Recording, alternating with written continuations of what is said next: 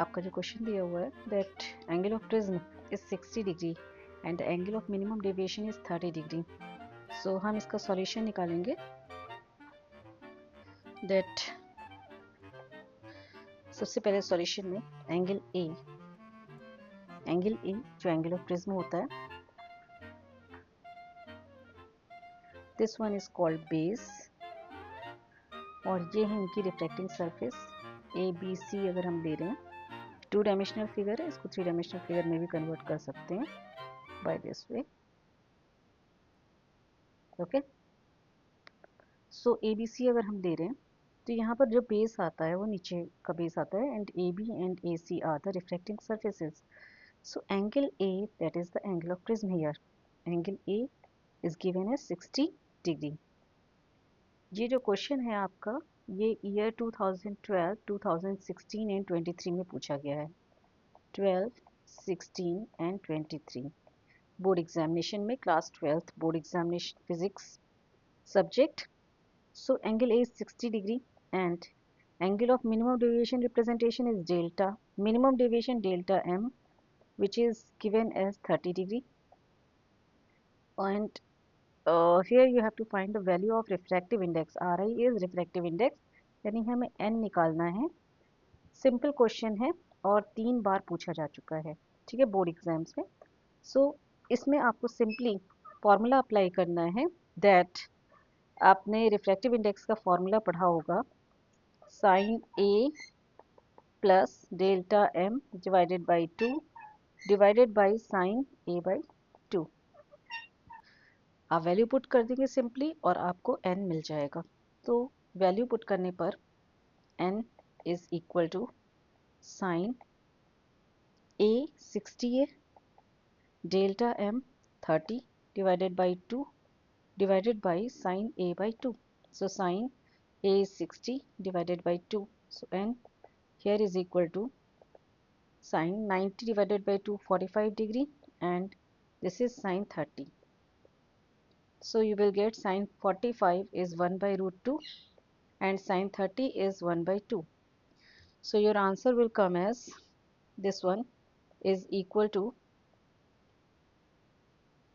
2 divided by root 2 and this will come as root 2.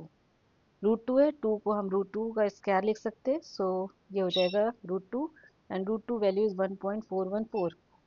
So this one is refractive index of angle of for the glass prism which is mentioned here. So आपका ये numerical बहुत easy है, only formula based है। आप formula ready कर लेंगे so easily आपका ये सॉल्यूशन निकल आएगा। I think it is clear to you. चलो हम नेक्स्ट न्यूमेरिकल में चलते हैं। देखिए ये नेक्स्ट क्वेश्चन है, यदि कांच के पतले प्रिज्म में, द कीवर्ड्स आर पतले प्रिज्म, को जल में डुबो दें तो सिद्ध कीजिए कि प्रिज्म द्वारा उत्पन्न प्रकाश का न्यूनतम विचलन कोण 1/4 एक चौथाई रह जाएगा। और ये डाटा आपके साथ में दिया हुआ है इस क्वेश्चन में, तो बाकी कोई डाटा नहीं है, हमें प्रूफ करना है इसमें। ये एक डेरिवेशन है। सो इसमें जो है हम जो कीवर्ड्स है पतला प्रिज्म, इसको हम यूज़ करेंगे। आपके पास सॉल्यूशन में जब फॉर्मूला होता है तो हम कौन सा फॉर्मूला यूज़ करने वाले हैं यहाँ पर, क्लास 12th के बच्चों के लिए है ये, sine A plus delta m divided by 2 divided by sine A by 2। ये क्वेश्चन इसमें देखिए आपका जब पतला प्रिज्म कहा जाएगा तो उस कंडीशन में जो आपके साइन आप यूज़ कर रहे हो उसका केवल ऑगमेंट पार्ट यूज़ होता है, ठीक है। ये डेरिवेशन आपके सीबीएसई बोर्ड में के बच्चों के लिए भी है और यूपी बोर्ड के बच्चों में भी है, ये रे ऑप्टिक्स के पार्ट में आती है। तो हम ये साइन टर्म्स हटा देंगे और सिर्फ ऑगमेंट यूज़ करेंगे। So it will be n is equal to A plus delta m divided by 2 divided by A by 2। Okay, so it will come as n A is equal to 2 and 2 cancel हो जाएंगे, is equal to हो जाएगा a plus delta m, that is delta m is equal to a n minus 1। n refractive index है, इस portion को हम use करेंगे। देखिए बच्चे ये डायरेक्टली भी आप यूज़ कर सकते थे क्योंकि डेरिवेशन के बाद जो आपके सिलेबस में डेरिवेशन है प्रिज्म की, एंगल ऑफ मिनिमम डेविएशन यानी न्यूनतम विचलन कोण के लिए जो डेरिवेशन है उसमें लास्ट में ये फॉर्मूला भी डिराइव होता है। कंडीशन कौन सी है? पतला प्रिज्म। तो यहाँ पे एक स्पेसिफाइड वर्ड है, द की वर्ड इज पतला प्रिज्म, ठीक है। यानी थिन प्रिज्म की कंडीशन में हम ये फॉर्मूला यूज कर सकते हैं। और बाकी ये जो डेटा अगर आपके क्वेश्चन में नहीं भी दिया होता तो आप इसको डायरेक्टली यूज कर सकते हैं। सो फर्स्ट केस, जब प्रिज्म एयर में होगा, तो जब प्रिज्म एयर में है तो उस केस में आपका जो डेल्टा एम होगा दैट विल बी ए। जो एंगल ऑफ प्रिज्म है वो तो चेंज नहीं होगा क्योंकि प्रिज्म सॉलिड होता है। डेविएशन एंगल प्रिज्म के इंसिडेंट एंगल पे डिपेंड करता है या प्रिज्म के रिफ्रैक्टिव इंडेक्स पे डिपेंड करता है। तो यहाँ पर जब हम एयर में लिख रहे हैं तो इसे लिखेंगे ए एन जी माइनस वन। लेकिन जब प्रिज्म ग्लास, जो प्रिज्म का पोर्शन है पूरा, वो वाटर में आ जाएगा, ये वाटर लेवल है, जब वाटर में आ गया तो रे जब आएगी तो वो एयर से नहीं आ रही, वो कहाँ से आ रही? वाटर से आ रही है। फिर यहाँ पे डेविएशन हो रहा है और यहाँ पर बन रहा है डेविएशन एंगल, ठीक है। तो डेविएशन एंगल होता है incident ray and forwarded incident ray and backward emergent रे। ये है इमर्जेंट रे और ये है इंसिडेंट रे, ठीक है।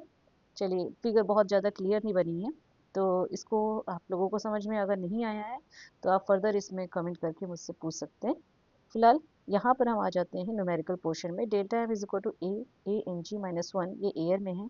अब इन वाटर अगर हम लिखेंगे तो उस केस में डेल्टा एम डैश ये हो जाएगा ए। वाटर से पहले जा रही है रेस और कहाँ पे जा रही है? ग्लास में।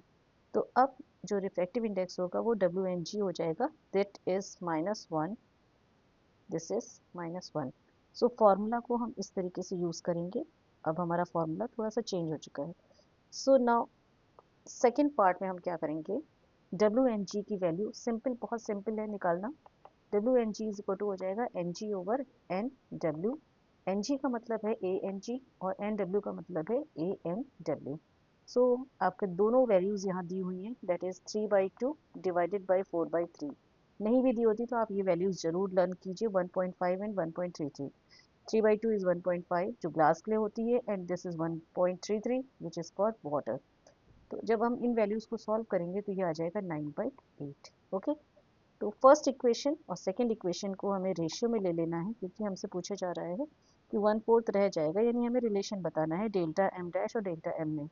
So delta M dash divided by delta m should be equal to आपका होगा A with in bracket A n g की वैल्यू कितनी है? 3/2 minus one divided by A और डब्ल्यू एन जी हम निकाल चुके हैं, this is 9/8 minus one. A and A cancelled and it will come as 1/2 ऊपर वाली वैल्यू न्यूमरेटर में और डिनोमिनेटर में आ जाएगी 1/8। सो इसको अगर हम सॉल्व करते हैं तो ये आपका हो जाएगा 8/2 विच इज इक्वल टू 4। तो आपका डेल्टा एम डैश वो कितना हो गया? Delta M dash is equal to आपका हो गया 4 टाइम्स ऑफ डेल्टा एम। यहाँ पूछा जा रहा है कि जब प्रिज्म द्वारा उत्पन्न प्रकाश का न्यूनतम विचलन कोण वायु में रखने पर 1/4 रह जाएगा। तो वायु में रखने पर, पहले जल में डूबा हुआ था, डूबा हुआ था और सिद्ध करना है कि जब हम वायु में रखेंगे तो वो 1/4 रह जाएगा। यानी वायु वाले के लिए हमने वैल्यू क्या यूज की थी? Delta M. और वाटर के लिए है डेल्टा एम डैश। तो डेल्टा एम 1/4 ऑफ हो जाएगा delta M dash. This one is the answer and proof. So इस तरीके से आपको ये न्यूमेरिकल सॉल्व करना था। ऐसे और भी न्यूमेरिकल्स हैं रिफ्रैक्टिव इंडेक्स पे बेस्ड जो कि आपके कई ईयर्स में पूछे गए हैं। ये जो आपका क्वेश्चन था ये 2013 में, 14 में एंड 24 में पूछा गया है। तो रिफ्रैक्टिव इंडेक्स पे बेस्ड क्वेश्चंस आप लोग जरूर सॉल्व कीजिए ताकि आप लोगों का एक कमांड आए। So for today these two numerical, practice on more and more numericals, then you will get command over the kind of numericals based on ray optics and only practice you need, चाहे CBSE board हो चाहे वो UP board हो। तो आप दोनों ही boards के बच्चों से मैं ये कहूँगी कि लैंग्वेज फ़र्क नहीं पड़ता, हिंदी हो या इंग्लिश हो, आपका मेन मोटिव है न्यूमेरिकल की थीम की वर्ड्स को आइडेंटिफाई करके फॉर्मूला कौन सा पुट करना है और क्या कंडीशन अप्लाई करनी है उसको लॉजिकली लगाना। आई एम श्योर कि आप लोग जितनी प्रैक्टिस करेंगे आपका कमांड उन न्यूमेरिकल्स पे होता जाएगा। And it is sure thing that in this year at least 50% of the question paper in CBSE board or UP board, it will be 50% will be numerical part only. Okay, so